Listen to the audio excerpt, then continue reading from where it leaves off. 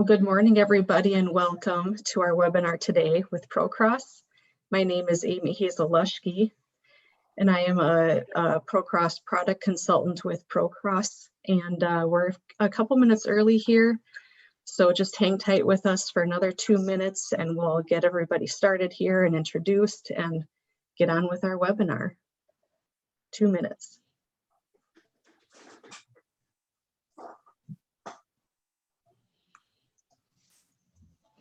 There's a lot of people joining on here in the next minute or two, so we will get started shortly here.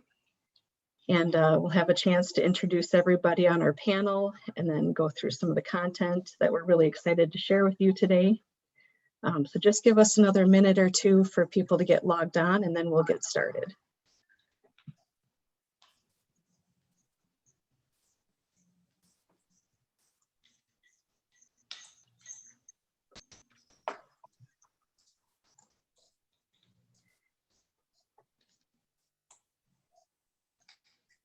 If you're just joining us today, welcome. Welcome to the webinar. And it's 10 o'clock here in Minnesota right now for all of us. Welcome across the world, whether it be afternoon or evening for you. And we'll get started here in another minute or two. We're just waiting for more people to get logged in and to join the webinar today. And we'll be with you again shortly.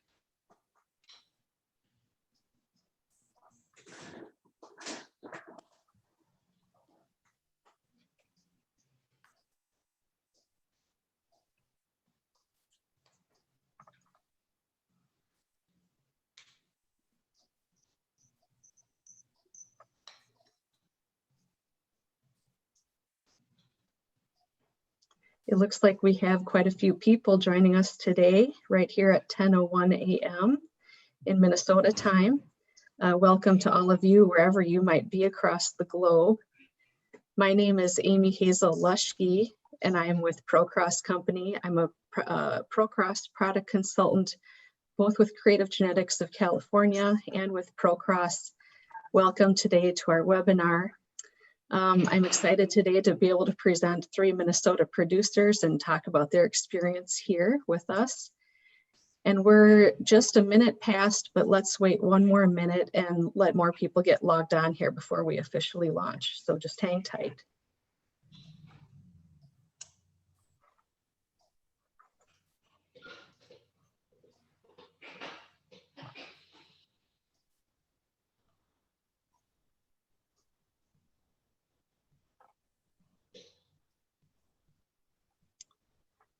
Okay, guys, well, it's 10:02 now, and so I think we're going to get launched here. My name again is Amy Hazel-Luschke. For those of you just joining us, I'm with the ProCROSS Company and Creative Genetics of California. Welcome to our webinar today, and this is the 4th webinar we've been able to have this year during this era of COVID. We're featuring 3 dairy producers today from Minnesota, all of who participated in the Minnesota Crossbreeding Study. So my role today will be to introduce a little bit about the study. Before we get going here, one housekeeping note. Any questions that you have here in Zoom can be put in the Q&A window of your Zoom. I will enter into our Q&A session with those questions from all of you and pose them to our panelists as we go. Any questions that you have from the Facebook Live audience can also be posted in those comments, and I will grab those questions and bring them to our panelists as well.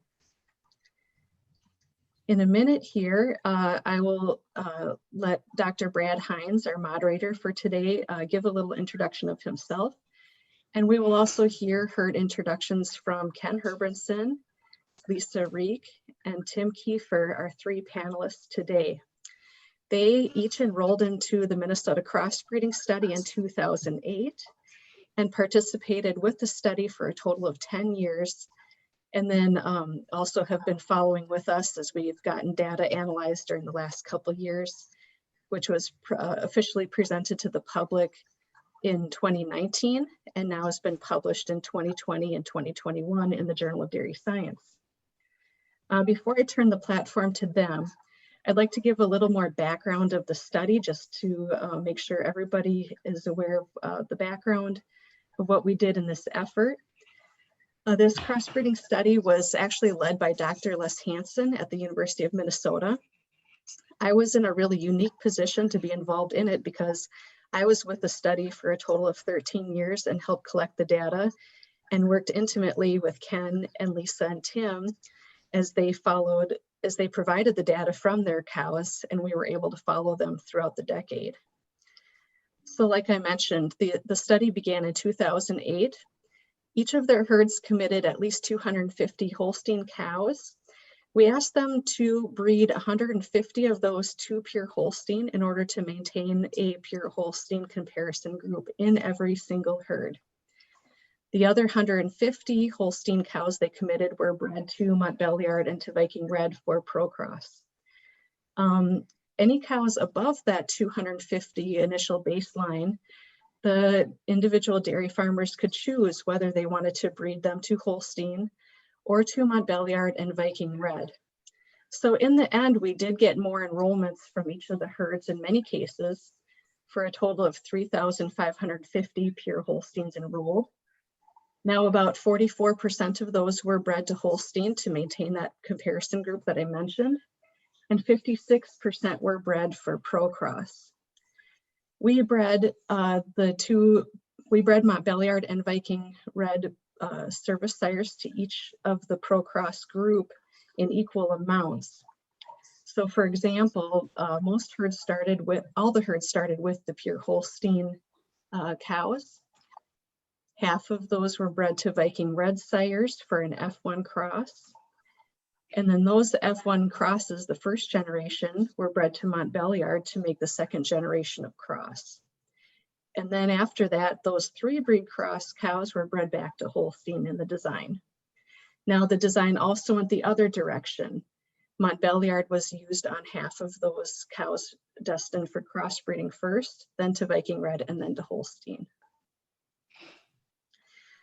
The real crux of this project was to get at the lifetime profit of these cows, which is why it was a 10-year study. Lifetime profit, we collected the income parts of production, the calf value generated by each cow, and also the cull value. And the expenses that we evaluated were the feed cost, the replacement cost that was required by each cow in order to launch her lifetime cost. Fixed overhead cost was assigned per day. A really unique aspect of this study was the health treatment cost, and this part has never been done in any other research study on crossbreeding to date. And it was amazing we were able to do this because Ken and Lisa and Tim and the other producers in the study collected 16 different types of health treatments for us that we were able to assign cost to and then include in this study. And then lastly, we assigned costs for all of the maintenance type of activities that were recorded in these herds as dairy comp file. And all those things summed up to be the lifetime profit of each cow. And a brief overview here of our results then from the profit analysis. You might first wonder, well, how did these cows produce on fat and protein? The second generation ProCROSS, the 3 breed crosses, were 1% lower on daily fat plus protein production. Interestingly, the first generation, the F1 crosses, were actually 1% higher for daily fat plus protein. And in the third generation, we did not see any early indications that there would be a difference for fat plus protein. So in the end, we really think that ProCROSS is very competitive and equal to Holsteins in these herds. On the lifetime profit number, this is the profit of each cow across their whole lifetime. We found a difference of 33% more profit for the ProCROSS. Of course, this is a function of the longer herd life of the crossbreds, so that's why it was such a big profit result for them. But then when we break it down onto a daily profit, or in other words, dollars per cow per day, we saw a 9% advantage for the ProCROSS here. It was 34 cents per cow per day advantage, which calculated out to be $124 per cow per year advantage for the ProCROSS. You might be wondering what caused these advantages in profit if it was not for the production. The first and biggest thing was the less replacement cost of these cows. Less replacement cost was a function of simply their longer herd life.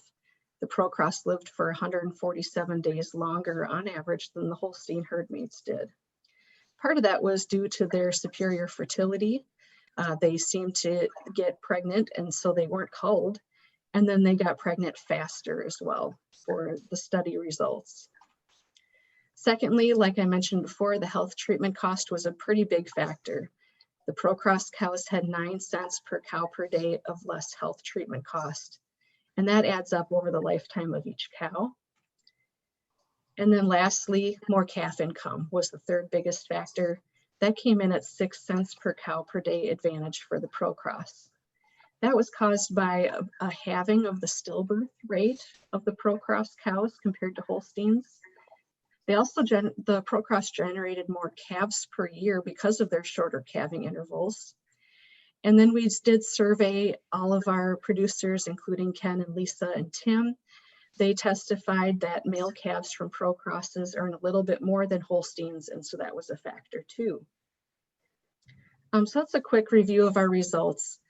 At this time, I'd like to turn the platform over to Brad Heinz, our moderator for today. He's an associate professor with the University of Minnesota in Morris, and I'll let him talk a little bit more about his research program alongside with his work with Dr. Les Hansen on crossbreeding projects within the U of M. And then we'll move on to the introduction of the 3 producers and hear questions and answers with them. And before I do that, one more reminder. If you'd like to pose a question to our panelists, please do so in the Q&A box within Zoom or on Facebook Live in the comments. And thank you very much. Brad, go ahead. Hello, thank you, Amy. Like Amy said, I'm Brad Heinz. I'm an associate professor at the University of Minnesota, and I work out at the West Central Research and Outreach Center in Western Minnesota. And there I'm in charge faculty of research in dairy management, and that also includes crossbreeding. Some of you that can see the presentation, so we have many different breeds on pasture that we've worked with, and we have been crossbreeding at our research herd for the last 20 plus years. So I continue to work with the ProCROSS crossbreds in our research herd from a more grazing-based perspective and a lower input production system. How did I start out in crossbreeding? So during my master's and PhD research, I worked with Dr. Les Hansen, and we looked at Montbéliard crossbreds and Scandinavian red crossbreds compared to Holsteins in 7 California dairies near Oakdale, California. So we looked at all of the aspects related to crossbreeding in those California dairies. And in the end, we found that the crossbreds had higher daily profit compared to the Holsteins in those California herds. However, the thing that was missing, like Amy had said before, was the health treatments. We did not record any of the health costs or health treatments in those herds. So that was one of the limitations of our study, and therefore that led to Les starting the crossbreeding project at Minnesota. And Amy and I were fortunate enough to work on that project as well for the last 10 years. And it is the dairy producers that we'll talk with today has provided excellent data and excellent management as far as their Holsteins and crossbreds to really hone in on the data and provide great results for us. So with that, we are going to introduce our producers that are with us today. First, we have Ken Herbranson from Brookside Dairy. So we'll have Ken introduce himself, tell us a little bit about your herd, what sort of your management style, your barn, what other enterprises you have besides dairy, and a little bit about your family if you'd like. So Ken, we'll let you talk about your dairy first. Good morning from Brookside Dairy.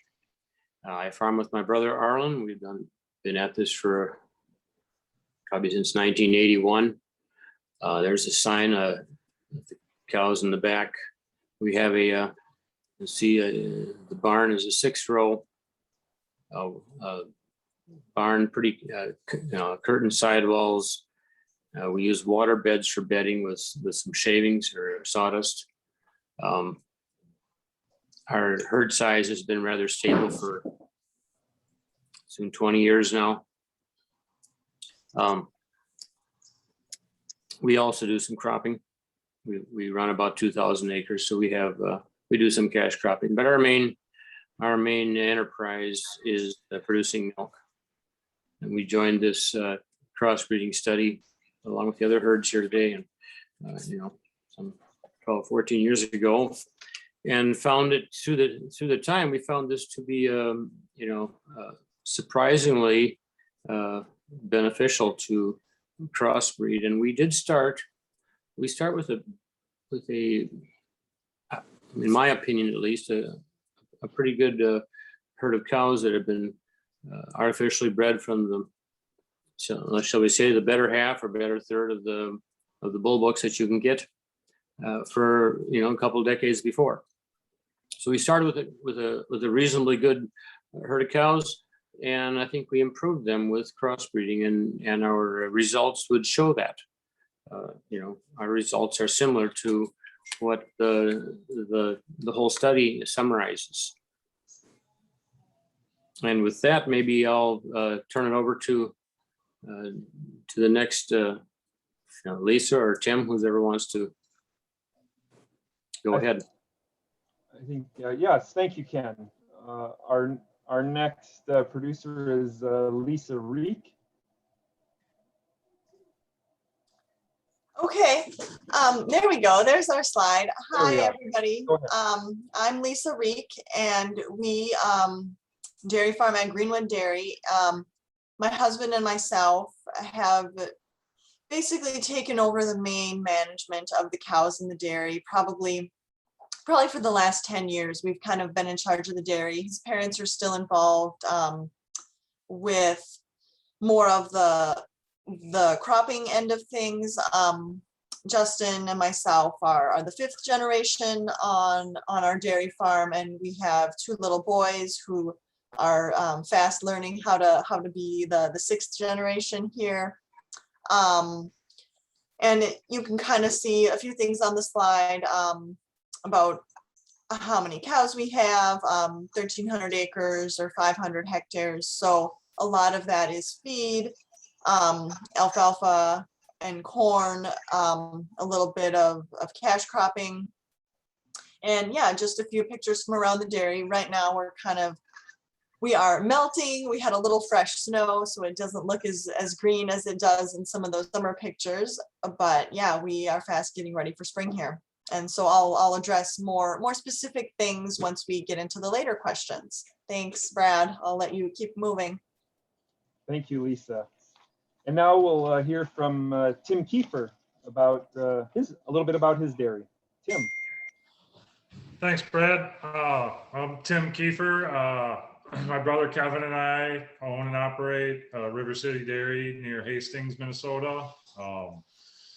We farm about 1,100 acres. Most of it goes to feed for the cows, but there is some cash cropping. Kevin and I have been doing this since about 2001, almost a little over 20 years now. So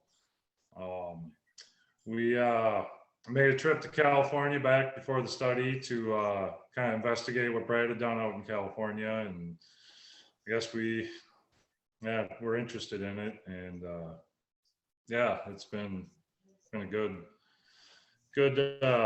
experience for us, I guess. We do grow corn, soybeans, and then alfalfa are the 3 main crops, and then some peas and sweet corn as well. Okay, thank you, Tim. Yep.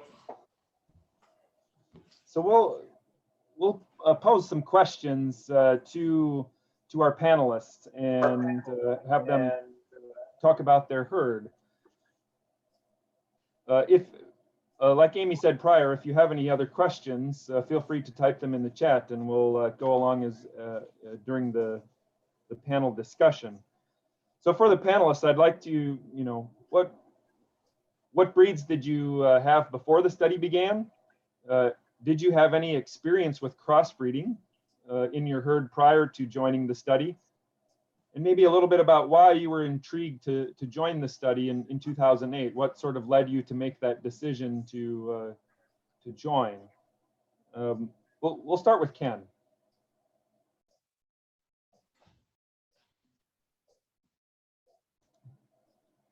You're muted, Ken. Are we better now? Can you hear me now? Very good. Yes. Very good. Sorry. I think we were a little bit disappointed after, breeding a pretty good herd of Holstein cows through a lot of years, and maybe not seeing as much progress as we'd like in some of these issues that seem to hold down the herd numbers, and some of the health issues and breeding issues, et cetera, and hearing about some possibilities from California that Tim mentioned looked like something we should maybe give a try. I actually went to school about the same time as Dr. Hansen, so I knew Dr. Hansen from a long time ago, and he showed up at our doorstep one day, and I thought, my goodness, what is going on now? It was kind of fun, and we got talking and said, why not? If there's an opportunity, maybe we should give it a try, because we'd been doing what we were doing for a very, very long time and doing okay, but in some areas probably not. And in these health traits and keeping cows around are a huge issue when it comes to the real bottom line profitability of a dairy herd. How about Lisa? Sure. Yeah. So on our farm, before the study, we were predominantly Holstein, but I would say before the start of the study, we did have some crosses with Brown Swiss, and we had started with that. I think mostly just cows that were not settling, weren't getting pregnant. Brown Swiss was kind of the breed that we would use, and honestly, we've been happy with those. We felt like certainly pure Holsteins had been good for the farm, but there were certain traits, I mean, that were just I'm trying to think of the right way to put it. And thinking back to, I mean, we joined the study in 2008, which was kind of, or right, 2008 through 2018. And so I was basically just starting at the farm then. My husband and I got married in 2009, so I'd started helping at the farm some, and I grew up on a dairy myself. But the initial decision of the study was definitely more my husband and his parents at that point deciding, are we going to go in or not? And they did like the Brown Swiss crosses. The Holsteins maybe weren't as fertile as they seem to have been in the past, and we like the crosses here. And so, you know, deciding to use Montbéliard, which is a breed that we weren't familiar with at that point, and the Viking Red, it was exciting. And the other thing that we thought too is, well, we're going to enroll, I think we put in maybe just over the minimum number. So we enrolled 250 or 275 pure Holsteins. And so we didn't put in the whole herd because we did want to see what are the differences, you know, how do these crossbreds do? And Brad, was there another part of the question that I didn't really answer? I'm trying to think back, or otherwise I'll let you keep going. No, that sounds good. That sounds good. Sure. Thank you. Tim, what about your experiences with crossbreeding? You know, we were pretty much 100% Holstein before the study. Always were, some registered, some not. And I had maybe tried 30 units of Jersey prior to the study.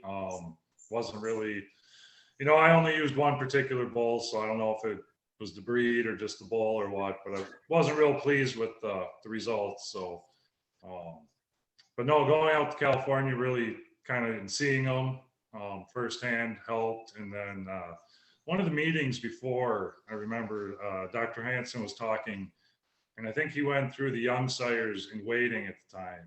And I want to say he said like 30% of them were all related.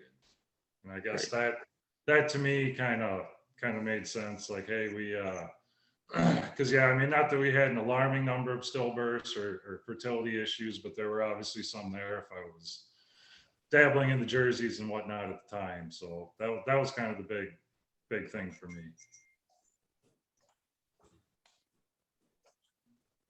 Okay, thank you for those. So a question is, you know, when you started this study in 2008, you worked a lot with select sires, genetic consultants and advisors to select the bulls of Montpellier and Viking Red in your herds, as well as Holsteins.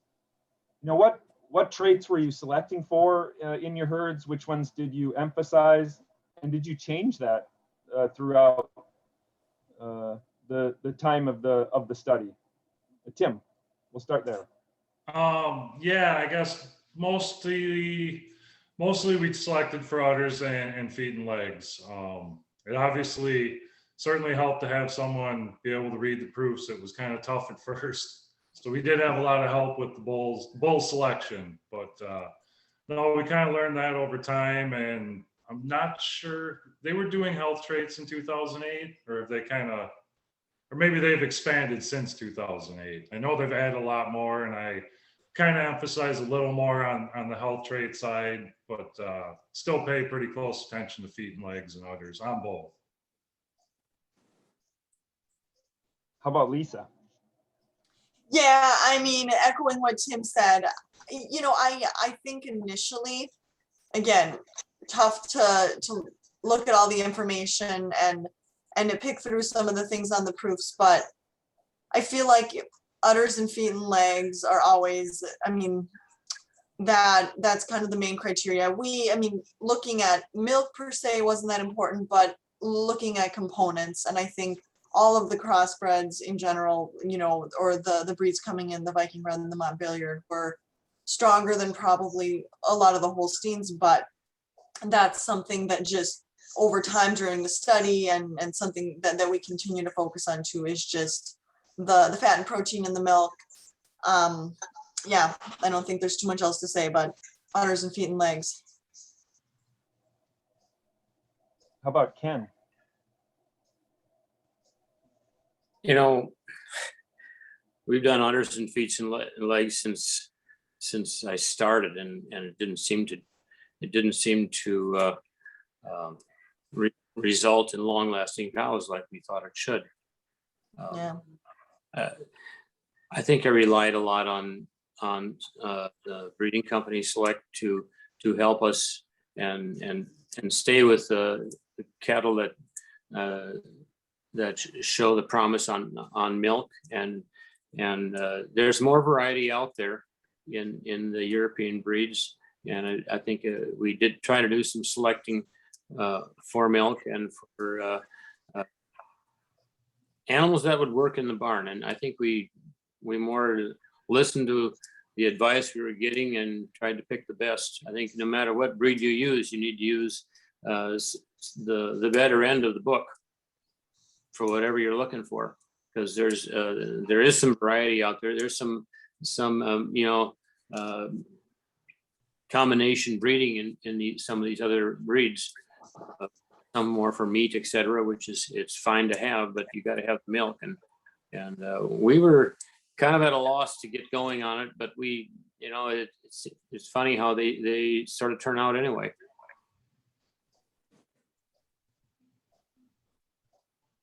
Good. So let's talk about when these animals started calving. You know, so we started the project in 2008, and it takes a couple years to get those animals into milk. So the first generation crossbred. So the two breed crossbreds actually started calving in 2010, 2011. You know, when you look back at those, and you know, maybe 10 years ago already, when those first spring heifers started calving, you know, what we sort of have to think and look at them differently than maybe a Holstein did, or maybe what you did in the past. So what, you know, kind of walk us through some of those thoughts that you had when you when those first animals sort of come into milk, and your thoughts behind that.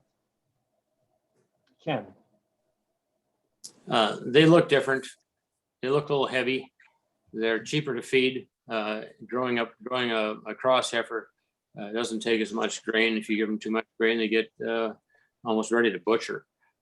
You know, it was a little bit of an eye opener, and maybe a little bit difficult to grow a mixed herd of heifers, because you have to feed the Holsteins to grow also.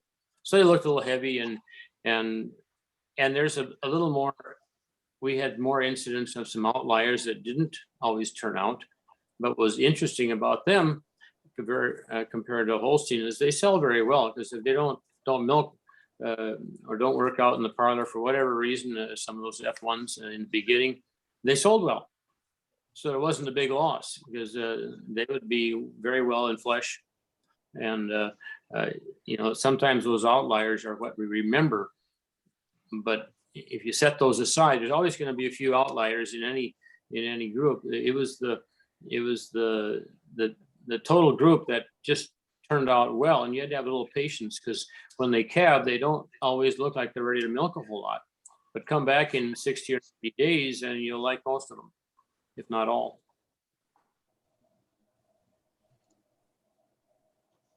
How about Lisa, thoughts? I think Yeah. Every producer probably has different thoughts. Definitely kind of echoing what Ken is saying. I mean, when those first springing heifers were getting ready to calve, especially, you know, the Viking red, I would say maybe carried a little more weight. The Montbéliard definitely. And yeah, we were a little nervous because they look different, body condition wise, a little more than what we were used to a, you know, typical Holstein Springer looking like. But honestly, there certainly weren't. And as the study data shows too, I mean, they calved in well, they bred back well, they didn't have any more health incidences. And it's just, you know, they're a heavier animal, but there wasn't anything negative really associated with it. And I mean, we do keep and raise out some of our bull calves as steers, and so you do see the advantage in that, really in any of the crosses, in the Montbéliard, but also I think the Viking red finish out a little faster, and so if they are the male calf, they have more value there. And yeah, I don't really think that we once they freshened in, once they, you know, got into the barn and started milking, there wasn't anything specific that we felt like, oh, we need to have, you know, a separate group to feed them, or a different way to manage them. They were maybe a few less transition problems overall. I think the study would support, but we didn't do anything specifically different. We were just a little nervous at the first group, but they calved in just as well as the Holstein herd mates. How about Tim? Well, yeah, just because everyone has said they're definitely different. And when you've seen Holsteins for 30 some years and they start coming in, you, like Ken said, you know, some of them did calve in. They didn't seem like they'd have much udder, but it took them a little time to get going. Yeah. And it did just take time to get used to seeing something different. They were different. They looked different. You know, some of the F1 crosses, you just get some big ones, you know. I mean, sometimes, you know, genetically different things come out, you know, but I would say as a whole, I mean, yeah, everything went well, you know, through it all. Otherwise we wouldn't have continued. But yeah, it's just different. It's getting used to the change, and it's just a different breed. Yeah, and I think we we sort of echoed some of those same thoughts that we had at the University of Minnesota when we first started crossbreeding in our research herds as well, that, we needed to, give those crossbreds a little bit of time, and they really shined after that. There are a few questions coming into the chat, and we'll sort of answer them as we go along if they're relevant to the place where we're at. One question that I saw was about decreasing calving age. If we think about the heifers and the crossbred heifers, were you able to, did those heifers have better fertility, and did they calve sooner than maybe Holsteins in your herd? How about Tim, Lisa, or Ken, anybody? Yeah, no, we've kind of stayed the same, when we were Holsteins. Actually, when we started the study, we weren't raising our own heifers. Throughout, we started to raise our own again. But no, I mean, we've always started at like a year and a month of age on Holsteins and the crosses. So that's been pretty consistent. Yeah, I mean, so not really much change at all, no. No difference. There's no difference really. They're ready as soon as the Holsteins. Yeah, I think so. I mean, they're not, in terms of like calving in, I don't know if the beginning part of the question was, are the calves bigger? I mean, sometimes, but I mean, statistically, I don't think we have more problems with them calving in. And then, yeah, I mean, I think the study supports that they get pregnant a little sooner. I mean, we don't have any difference like in our voluntary waiting period, for example, of when we're gonna, start breeding. We don't really have difference between, I mean, the F1s versus the ProCROSS versus a pure Holstein is all similar, or it's the same. There's not any difference. Well, that's good to hear that from producers, because there may be some concern out there that it takes longer to get these heifers bred and into milk, and they may take a few more months to do that. And it's good to know that you can calve those early as well, these crossbreds, and they don't have any problems. So one thing that was a unique aspect about this study was that you had both two breed crosses, a Montbéliard Holstein cross and a Viking Red Holstein cross, that in the first generation that were milking at the same time. Did you favor one way over the other? And would you recommend to other producers that are thinking about this, how would you start ProCROSS in your herd? How about Tim? Yeah, I guess, I guess overall, and the study showed this, for some reason, our Viking Red Holstein F1s outperformed everybody in the study by a long shot. And I have no idea why. Amy couldn't tell me why. So they did really well for us, not that the Montbéliards didn't. I guess currently, I haven't turned my whole herd over to pure crossing. I'm doing more of it. And I guess what I'm currently doing is I'm using Montbéliards on the cows and Viking Red on the heifers. No real reason one way or the other than I just wanted to keep them separate. It's just easier, when it comes to breeding and selection and stuff, to just keep it the same. And that's what I chose.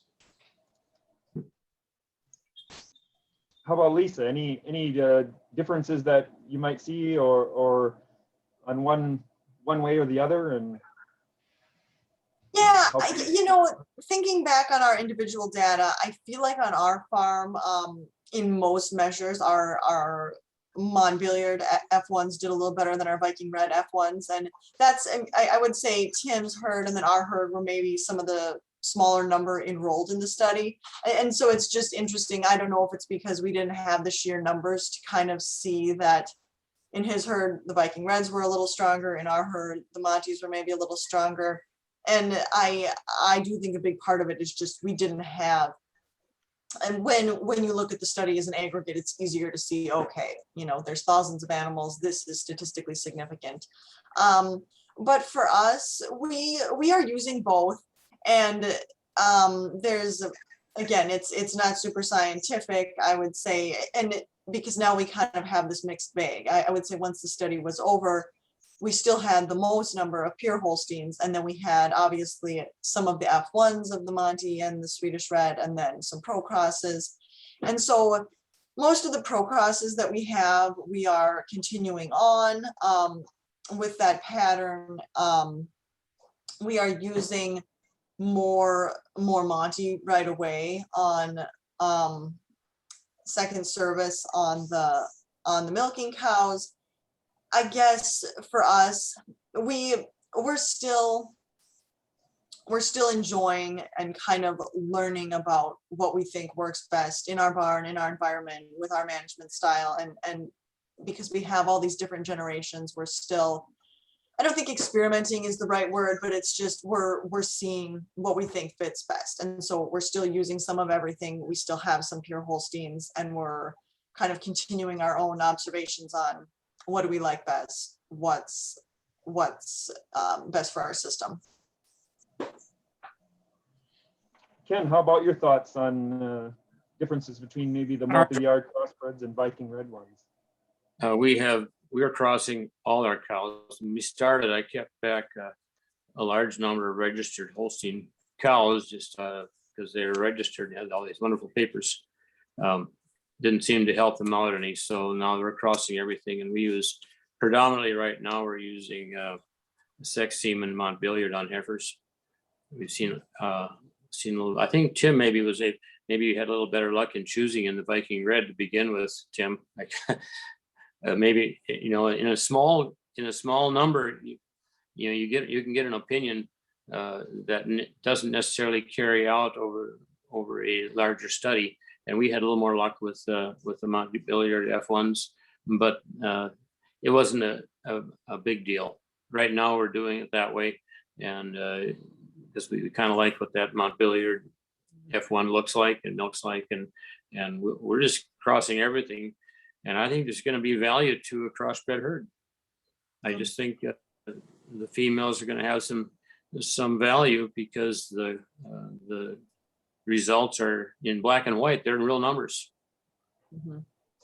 So just to jump back in, I would say, you know, right now the market isn't great, but over the years of the study, we definitely sell a fair amount of springing heifers. And I would say over the past decade, you know, at the beginning of the study, if we'd put together a group, you know, maybe we had 20 to sell and somebody wanted 10, they generally wouldn't take the crosses, or we'd ask them and they'd want pure Holsteins. And now I would say all the groups that we've sold, we haven't had anybody that says that they don't want them. I mean, there might be specific animals that they still pick and choose, but by and large, anyone who wants springing heifers is just as happy to take a ProCROSS or even a F1 Monty or Viking Red as they are anything else. I mean, if it looks nice, almost everybody is happy with that. So it's just interesting to see the shift in perception and choices over that decade.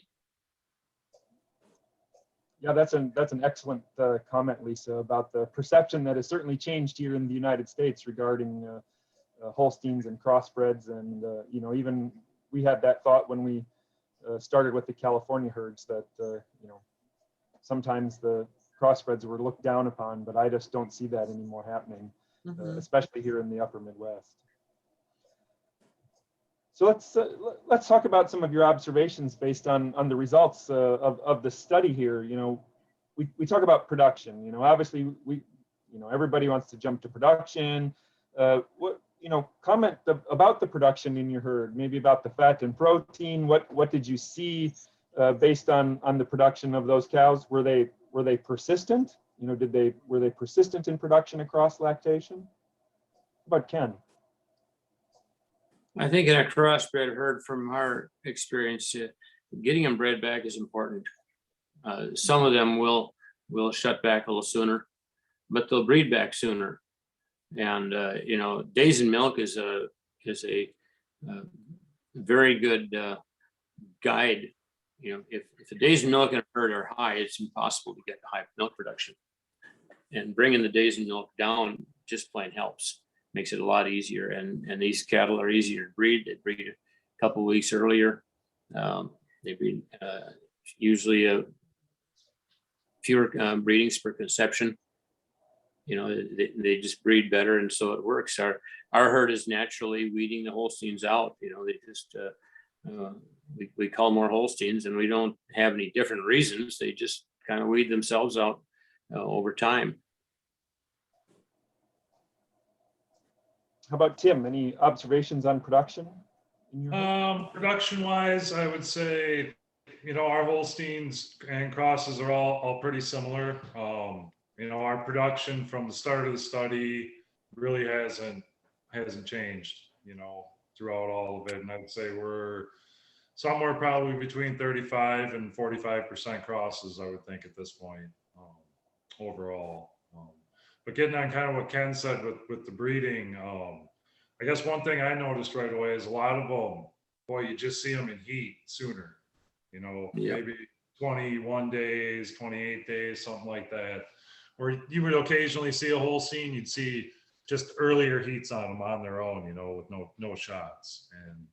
And that's, I mean, that's something I look for too, is everybody looks to give less shots. How about Lisa? Comments on production for the crosses in your herd? Yeah, I don't think I have anything really different to say than Tim and Ken. It's, I mean, they certainly keep up with the Holsteins. They're competitive, and I mean, our herd over time has definitely increased components, and obviously feed plays a role, but I think just a larger percentage of crosses in the herd helps with fat and protein in the milk too. One further comment. Oh, excuse me. No, go ahead. You can get more milk and components, or maybe not more milk, but more valuable milk off less feed. Yeah. You know, if you really look at it, and most of us don't look at that so hard in the dairy compared to poultry or hogs. They're always looking at feed conversion really hard, and dairy has sort of ignored a lot of that. But it becomes a little bit obvious. They just make more milk out of a little less feed, and there's money in that. Mm-hmm. So we think about fertility, maybe some fertility questions. You know, how soon are they? Do you breed those animals? Do you see more natural heats? Are they, you know, what are your observations with fertility on the crossbreds compared to the Holsteins in your herds? Lisa. You know, I mean, like I said earlier, we kind of tend to keep our voluntary waiting period the same on everybody, just because through some different reproductive analysis on our herd, we just found that regardless of the breed, if we were breeding off of those too early of heats, we just didn't see the conception rate on them. And it's like, yes, I mean, you get some, but we've sort of decided, you know, this is our cutoff. I mean, I'm trying to think, it's a varying number of days between that, you know, 70 to 80 somewhere, just depending on what day of the week they would have calved. So it's consistent. But yeah, I mean, it's sort of a joke when we're doing preg check. I mean, when we're in that first lactation pen and it's a crossbred animal, I'm just like, it's going to be pregnant, right? And the vets will kind of laugh at me. But I mean, usually on that first service, those crosses just, it's sort of anecdotal because yeah, I'm looking at that animal in the barn and seeing it. But if we pulled out the numbers for our herd, I definitely think it's true that on that first service, they settle better. And were you asking specific questions about bulls or what bulls? I don't remember the second part. No, that's good. That's good. Okay. Very good. How about Tim? Any observations on fertility related to your herd? You know, I guess we kind of set it at 60 days as far as starting on everything across the board.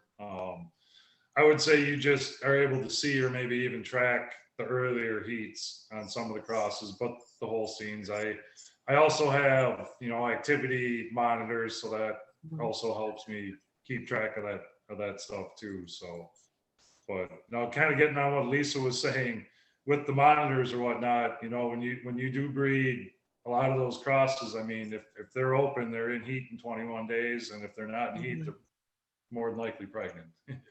You don't get a lot of cystic or non-cycling or stuff like that. It's just, you don't get a lot of it. I mean, it still happens, but small percentage.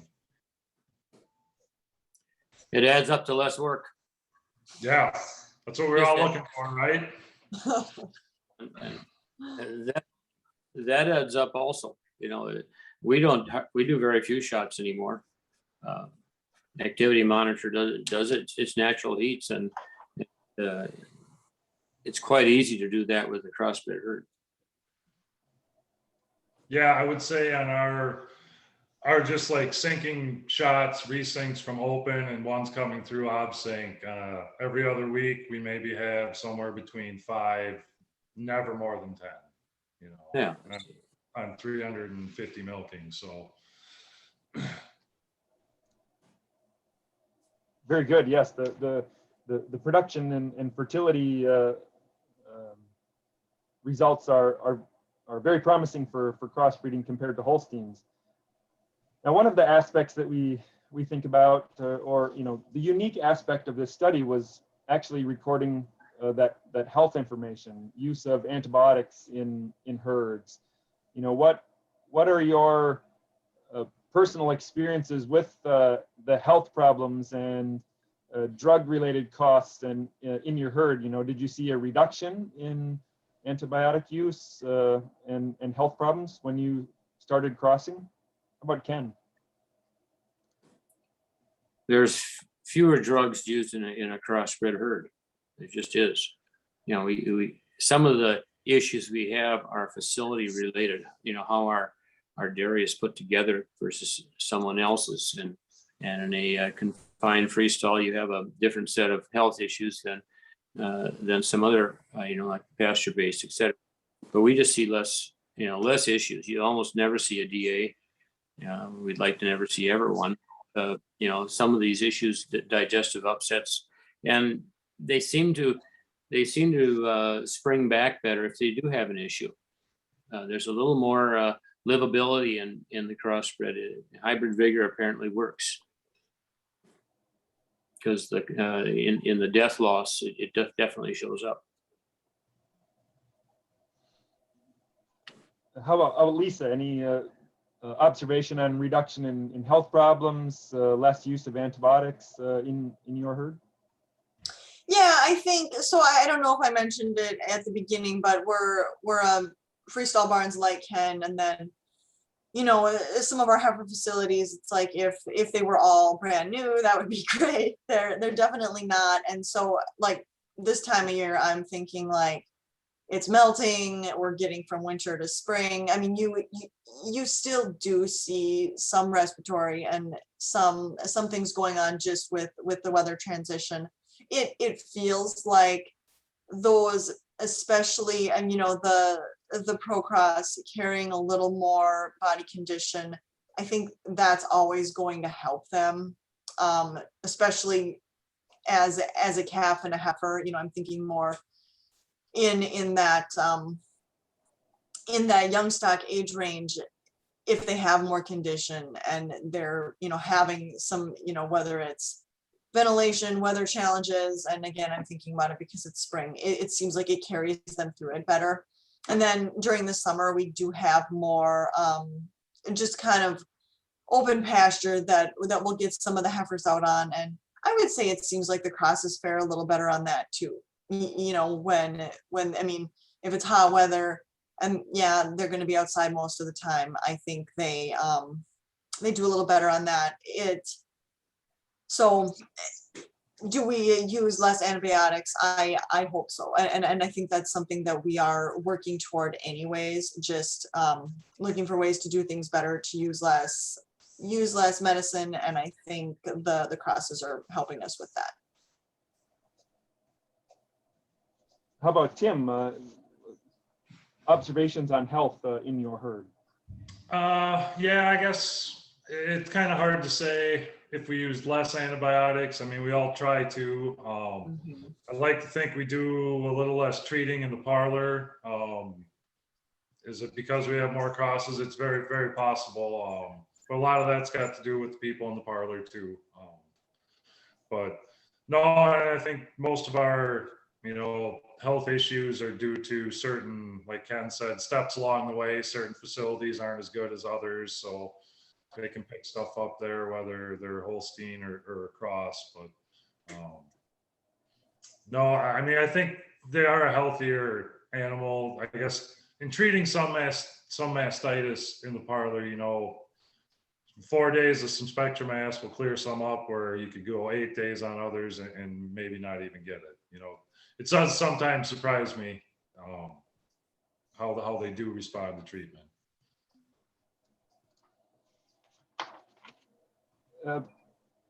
Some question on, we had talked about fertility previously, or a question about fertility. What are the conception rates, the pregnancy rates of the Holsteins versus ProCROSS in your herd, and what is the real advantage of fertility by crossbreeding in your herd?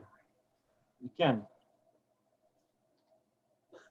The number one advantage, you do less breeding because we're more successful when we do breed.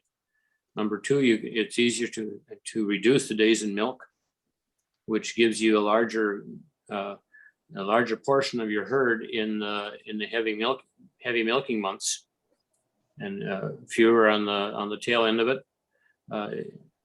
It just makes it easier to be profitable. How about Lisa? Any pregnancy rates, conception rates of the Holsteins versus crossbreds in your herd, and how they might compare? Yeah, I think so.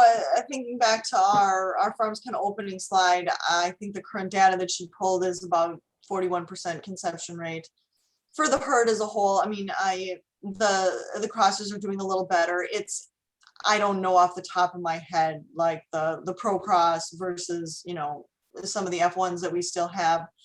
I would say you will not be disappointed in the conception rate and the preg rate on your crosses, How about Tim? If I could interject too on the answer, sorry. If the audience has specific questions about differences of the results of the whole study, please shoot me an email at a.luschke@procross.info, and I'm happy to email you the results that we found in the study if there's specific traits you're interested in. That's good, because she's got the real specific numbers, and I'm like, off the top of my head, I don't know what those percentage differences are, but I know the study is good at highlighting them. So Tim, go ahead. Yeah, no, I mean, our fertility definitely has improved over the years. Now we've added the monitoring systems, which makes a big difference. But like I think everything just over the years with the crosses and everything's just that much easier and simpler. Less shots. I know our preg rate used to be under 20. I'm pretty sure it's somewhere in the mid 20s now. So yeah, I think there's like Lisa said, you won't be disappointed. We don't sell very many crosses because they did not get pregnant. Sure. Yeah. You can look at that number if you want. If you code your culling list, when I look at that, it's very seldom. You can kind of strike that one off, that they will get pregnant. Maybe it's time to let them go for another reason. But it's nice to not have to be letting really good cows go because we just couldn't get them pregnant. Yeah, that's disappointing. Mm-hmm. Let's turn to talking about death loss in your herds. It's very costly to sort of forfeit salvage value for an animal, and there may be some cost when cows die on your farm. What has your experience been with these breeds and crossbreeding and compared to the Holsteins in death loss? Has it improved? How has it changed in your herd? We'll start with Tim. Yeah, death loss. I mean, it's pretty similar. I mean, I try to stay on top of it so we don't have those kinds of issues. But the salvage value, I know, is definitely greater.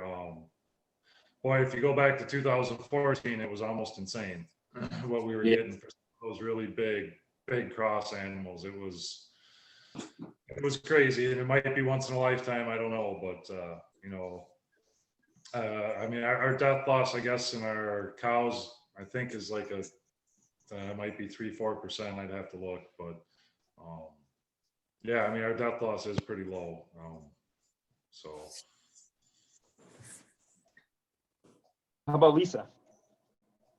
Yeah, I mean, the livability and the death loss in, calves and heifers, I think as an industry, it's like everyone's just getting better at raising calves and raising heifers. But I would say the crosses are very vigorous. I mean, they do well as calves. We are all on bottles for calves. We feed everything bottles. And so I don't know if anybody has, it seems that when we started with the brown Swiss crosses, like maybe 15 years ago, they did not drink out of buckets very well. And it was just something that, they were more stubborn. They didn't want to. I don't know if that would be kind of a calf raising issue in the Montbilliards. I mean, if Tim or Ken, and you can jump in when I'm done, if that's a thing, but we are all on bottles. Everything seems to do better on that. But yeah, they're healthy calves. In terms of cows in the barn, yeah, when you're culling cows, I think you're generally getting more value out of that crossbred cow, and we're happy with how they do kind of all the way through. Our herd currently is 46% Holstein, but 2/3 of the death loss is Holstein. Mm. That's raw data from the last year, and I've seen other years when it's been more marked, larger difference than that. 65% of our culls that got sold for meat at the auction barn were Holsteins, and only 46% of the herd was Holstein. So you can kind of see how it's tipping that way. I did a home study on salvage value, kind of like what Tim was saying there back when culls were high. And 3 years running, I had a $249 difference to the plus with selling crossbred cows at the auction barn. Oh. And I had to see why. And really, it wasn't that the fat Holstein didn't bring a good price. It was that there were too many of the Holsteins that went out that were too thin, and we got very little value. Where the crosses, almost all of them sold well because they always carried some flesh and had some meat on their bones. Very interesting. That $250 won't hold in a lower market. But Tim, we all remember when culls were really doing well, and the crosses were fun to sell. Yeah, they were. Yeah. So what about Ken? You talked about culling and reasons why cows leave your herd. What do you see as far as the reasons that cows leave your herd on the Holsteins compared to the crossbreds? What may be the differences there on culling? The biggest difference I have seen, and I have real numbers on that, is mobility, injury issues with the Holstein, and they get caught in a stall, or maybe they get ridden down when they're in heat or something. That's a rather disappointing number sometimes, and it very much favors the crossbred. Very few of them seem to have those issues, where Holsteins tend to, they're big and they're tall, and they have a little less muscle and not quite as strong sometimes, and we have more issues there, and that's an expensive list. When they go down, they're worth nothing. And the crosses are, it's rather rare. Tim, And how about, that's related to a freestall, some slippery floors and, some issues that are not the best, but it shows up. how about Tim, any differences you see in reasons why the ProCROSS and the Holsteins leave your herd? And I would say probably breeding is the biggest one. We haven't, well, I mean, we don't use the RBST anymore, but you used to be able to get more opportunities to breed some of those cows, whether you should have been or not, who knows? But you've only got the 200 days sometimes, or 3-4 breedings, and you're done. That they're down the road or they're past the point. So I'd say fertility is the biggest. I couldn't tell you the difference, but I would say most of my Holsteins that leave, a lot of them, that is fertility issues.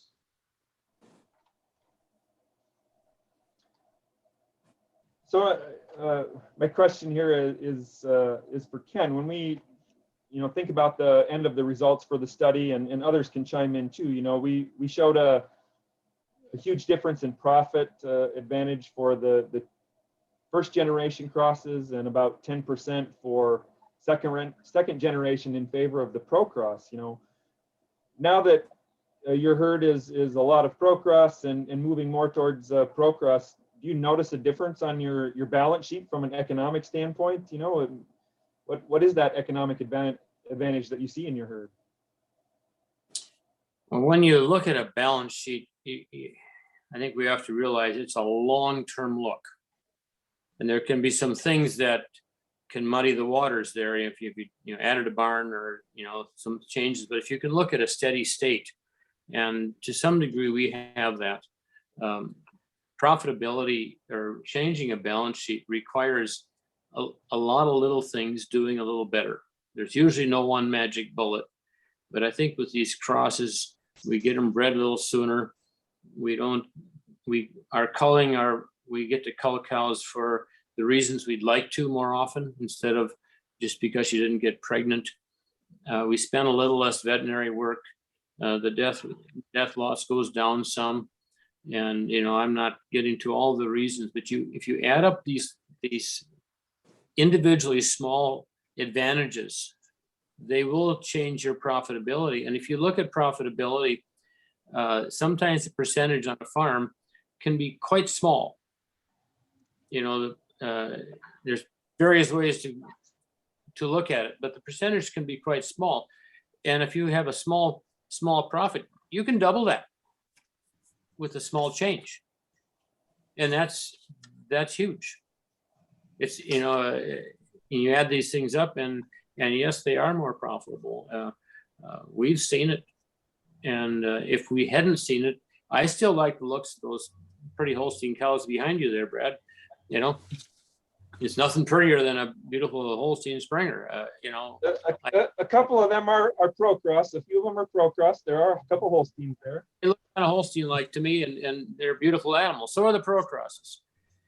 But there is an economic advantage that you will see over time.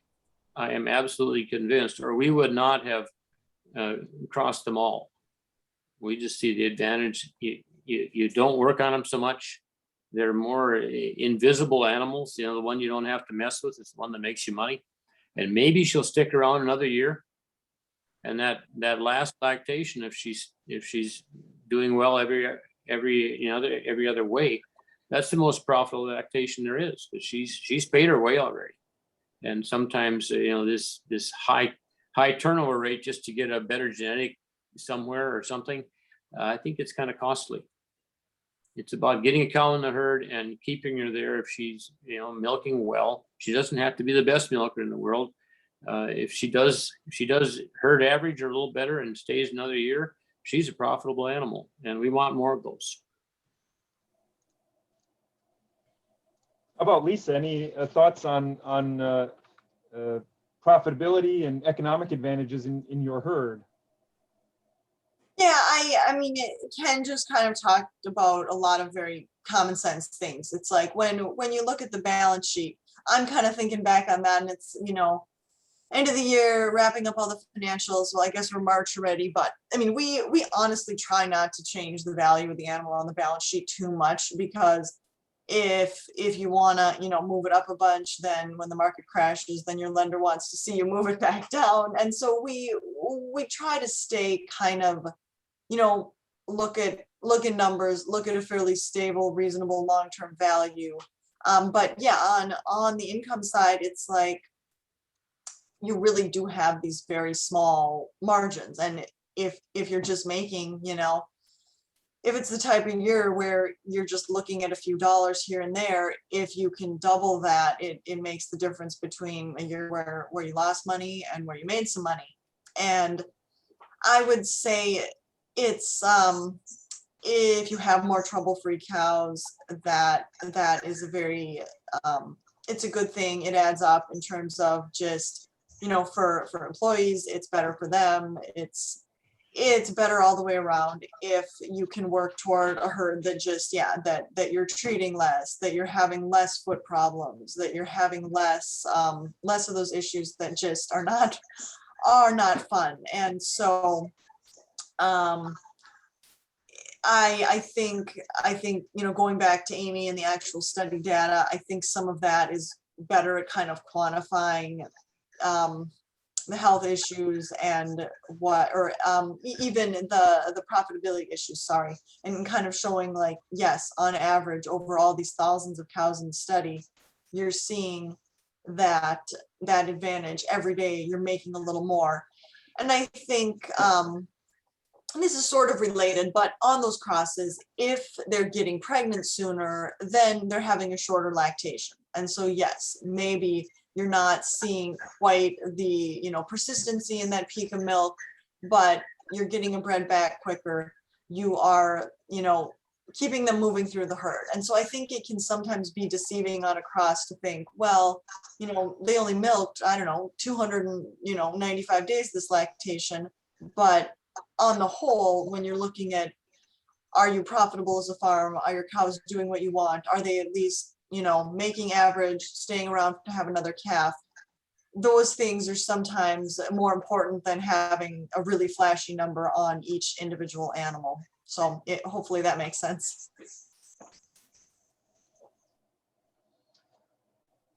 Well, I want to turn a little bit kind of on the you know, profitability theme, but we're talking about feed costs. You know, feed costs represent about 50% of the total cost of dairying here in the US.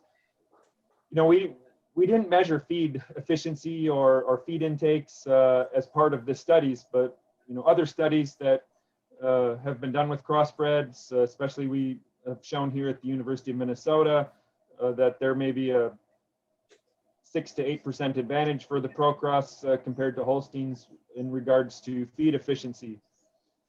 Do you see any sort of differences in feed efficiency in your herds with the crossbreeding compared to where you were before with the Holsteins? We'll start with Tim. Boy, I don't know a lot. I know I can think of a couple times we got, you know, 3 different groups, a high, a low, and a heifer group. And there's times I'd move cows from high to low group, you know, and generally speaking, they drop in production, but, you know, there's a lot of them that would hold, you know, just kind of hold that production. Didn't really matter what group they were in. Now, the energy in our high group versus our low group is much higher. I can't give you any numbers. My brother does all that, but yeah, I guess that's kind of would be my experience with it. Is, I mean, we haven't really looked at it closely, but I that's kind of been my experience, I guess. How about Lisa? Any thoughts on feed and feed efficiency of those crossbreds? Honestly, I feel like Ken has spent more time and thought on the feed efficiency than any of us.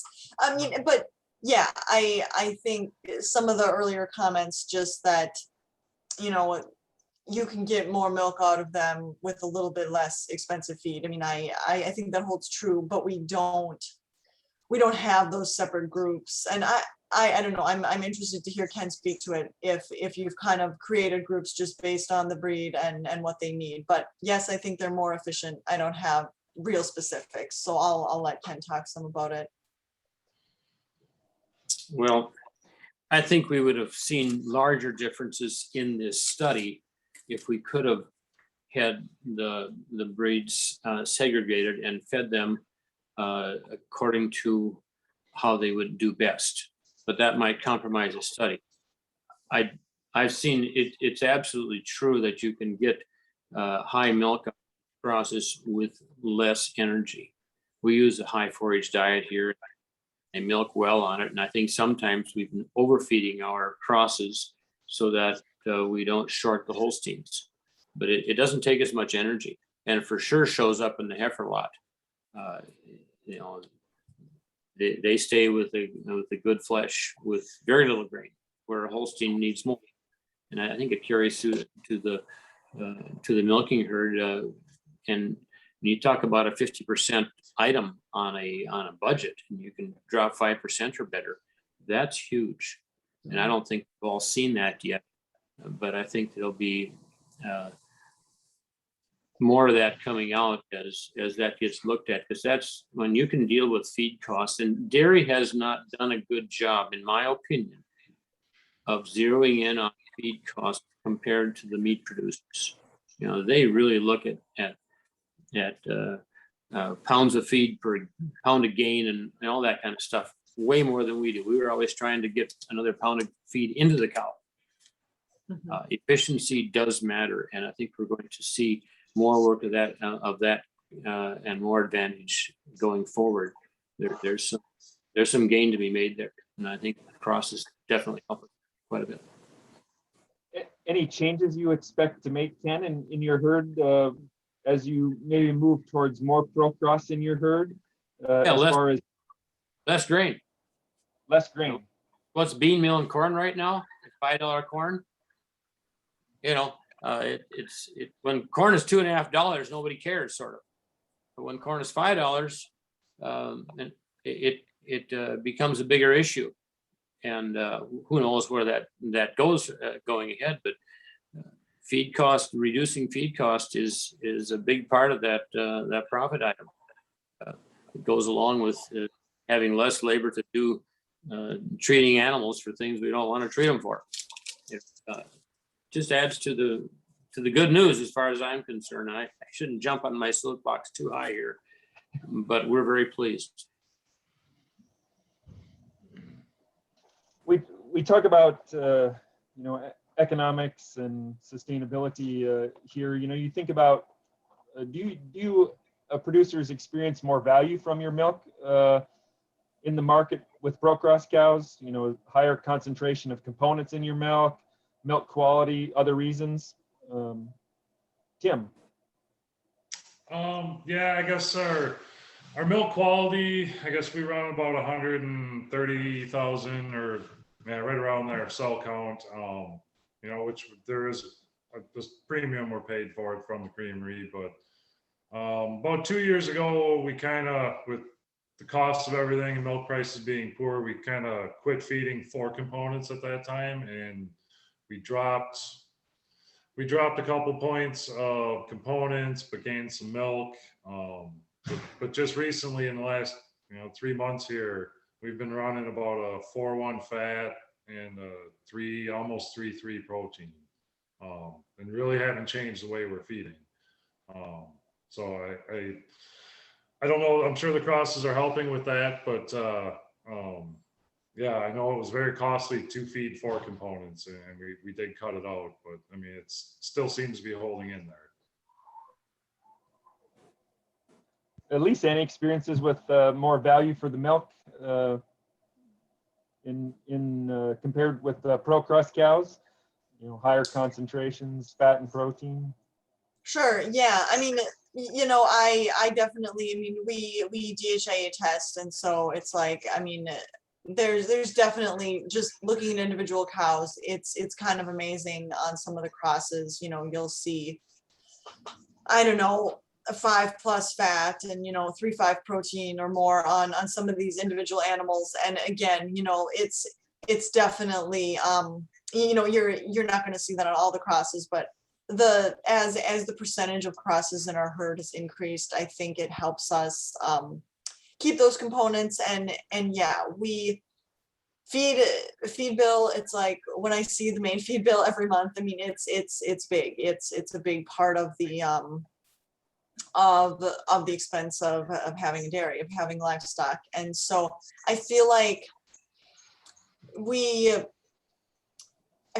able to, you know, spend the same on feed and get more components than we used to. So it's like it definitely helps with that. And milk quality, I mean, that starts with, you know, your prep routine, the milkers, the routine, you know, the consistency of people and employees. And so I think I'm not going to say specifically that it really helps you as much with milk quality, because I think that's just so environmental, but it certainly doesn't hurt. I mean, it's not like you're all of a sudden just seeing high cell count cows on the crossbreds. That doesn't really happen.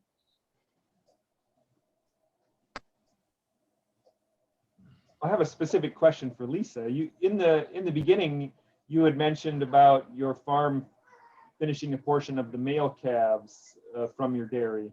Sure. Are there any advantages that you see in the ProCROSS animals, the steers, compared to maybe the Holsteins that you see when feeding out from a beef? That's something we don't necessarily think about, but it does add value to the farm. Oh, for sure. I mean, my husband is more hands-on involved in picking out the specific bulls. I mean, but this is something over the years of the study, he was always talking with Amy about, specifically on the Montbilliards, is he would look at those carcass traits. And I think, I mean, we found in our experience, having a heavier Montbilliard was not a negative impact to, you know, milk production, fertility, none of those things. And honestly, we felt like if we had a Montbilliard cow that was on the thinner side, it was like there's probably something wrong with her. Like those, though, and I mean, not that it happened very often, but just it's like if you see a thinner cross, it's like, ooh, is she sick? You know, what's going on? And so we were not at all shy to say, hey, if we have the udder and feet and leg traits that we like on some of these cross sires, let's look at those carcass traits. And so I don't know if it works the same in the European market, but here, if you can sell a finished beef animal as colored or beef, quote unquote, you are getting a substantially higher price on it than if it's going as dairy or Holstein. And you know, it sort of depends on how hungry the packing plants are for cattle. You know, if there can be such a huge price differential in dairy to beef and what the kind of basis or difference in that is. But yeah, I would say of our ProCROSSes, like especially if they're red, if they've got that nice white head and they're black and white, it can be, you know, they may or may not go as beef. But if they're red, often they can go as beef, and you might be looking at, you know, 20 cents a pound more on that animal just because it can go as beef. And even on the baby calves, I would say we still sell maybe half of our baby calves. I mean, if you've got that nice, you know, white head, or if you've got that red animal, or on the Swedish red, the Viking red, sometimes you will get an all black animal, you know, and that also is very, very useful to someone that's looking at either buying that calf to raise it, or us saying, hey, we're going to keep it and finish it out. So hopefully that answers your question on that. I would say it's definitely a positive on the, you know, feeding and finishing side of the cattle business. Let's turn sort of back to the herd dynamics. You know, we think about, it sort of goes along with the economics as well. You know, in the latter years of the study, sort of your herd inventories kind of showed that ProCROSS tended to increase their numbers in your herds, maybe at the expense of Holsteins. You know, has crossbreeding allowed you to either expand your herd, or do you sell excess replacements, and how do you do with those? Ken? We're selling a few. You know, I hope to sell more, and we're finding, you know, we're looking for to sell them into the crossbred market. crossbred dairy market, because it's a relatively rare animal out there yet, and they're, you know, the numbers speak for themselves. I think they might be worth, there might be a premium available on the crossbred side. We sold a nice trailer load this winter that at a very good price, and you know, the guy was looking for crosses. He knew what crosses were, and he was a little short for whatever reason, and I think there's an opportunity there. How about Tim? Yeah, you know, by 2014 or 15, I think we sold about 35 or 40 heifers that year. But then in 15 and 16, we added about another 150 cows. So we haven't quite caught up yet. But, you know, after 6-7 years, we did have excess. You know, we're not quite to that point yet again, but we're getting there. How about Lisa? Me. Yeah, I don't have too much to add. I would say, I mean, we're sort of at a point where it's like our barns are pretty full. The calves are healthy, they're surviving well. And so generally, you know, we're either looking at I mean, we've definitely sold some springers or just fresh cows because until we expand, we just don't have anywhere to really put more animals. And so it's like, well, whether or not we do that is a whole separate question. But yeah, we either we need to sell more old cows or we need to sell some heifers. And I think we see just as good a value, if not better, out of those crosses. And you know, part of the reason that we're able to have those excess animals, it's like we have the excess because the animals do well, you know. All right. Okay, well, I just have a few more questions before we wrap it up. So if your herds, you think about the move from ProCROSS cows from a predominantly Holstein herd, you know, what aspects of management have changed in your herd, and how have you changed your herd strategies across the time? About Ken. I think it's just gotten easier.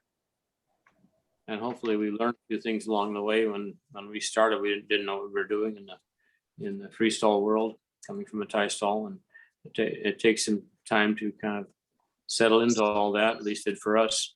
But the crosses just make it a little bit easier to succeed. And there's fewer animals to you know, in the sick pen, or ones that need attention, and it just makes it easier. We haven't made a lot of changes that maybe I just haven't noticed them, but it works well. How about Lisa? The changes that you've seen as you moved from a Holstein herd to more ProCROSS. Yeah, I don't think, kind of like Ken said, there's nothing like, oh my goodness, you need to know this and do this if you're going to move to the crosses. There's nothing, you know, kind of difficult that you need to make sure, oh, you better do this right or it's not going to turn out. I think it's inspiring to me to hear Ken say it's just gotten easier, because I feel like, oh, there's always a lot of irons in the fire. It's never easy, but sometimes, like you know, purebred herds might kind of, you know, knock on the crosses and say, you know, but it's never easy. You still have to do the basics right. You still have to, you know, feed right, pay attention to the cattle, you know, milking routine. I mean, all of those things are still important. It's just, hopefully you're going to have less problem cows. And at the end of the day, you know, that makes everything go a little smoother. I think, I mean, we milked 3 times a day before the study, you know, and through the study, and still now, I mean, so, I mean, we haven't changed anything major in terms of how we manage or handle the dairy. It's just, yeah, they will fit right in. Sometimes with the Montes, I think I heard one of you say, like, I mean, every now and then you just get a really big cow, and like generally you're going to get a more moderate sized animal, but like here and there, you get a really big Montbéliard, and I think that's rare, and it's more likely that you're going to end up with some really big Holsteins. And so, you know, in terms of the management, the facilities, I don't think there's anything that you really need to change or be aware of. I think they're going to do well, or maybe better, in your existing facilities if you were looking to transition a Holstein herd or some other breeds and kind of go this route. I think you would do fine.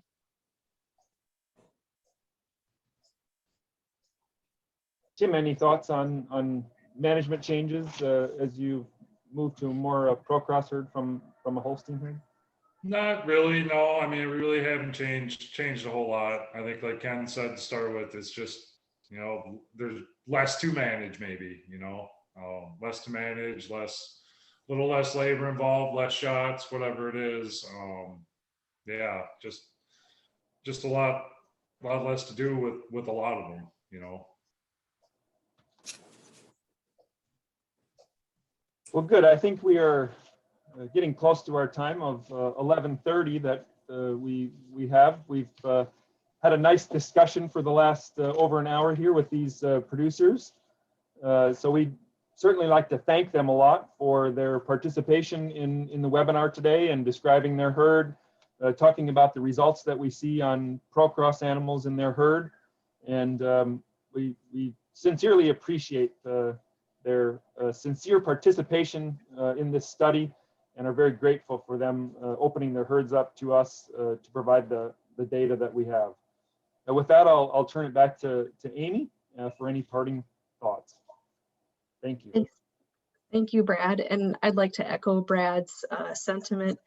Guys, Tim and Lisa and Ken, we so much appreciate your extraordinary participation in the study and your willingness to be here today to share your thoughts with us. Thank you to our audience as well for joining us today for this webinar. Again, if you have any follow-up questions that we weren't able to get to today, there was a lot of them in the Q&A.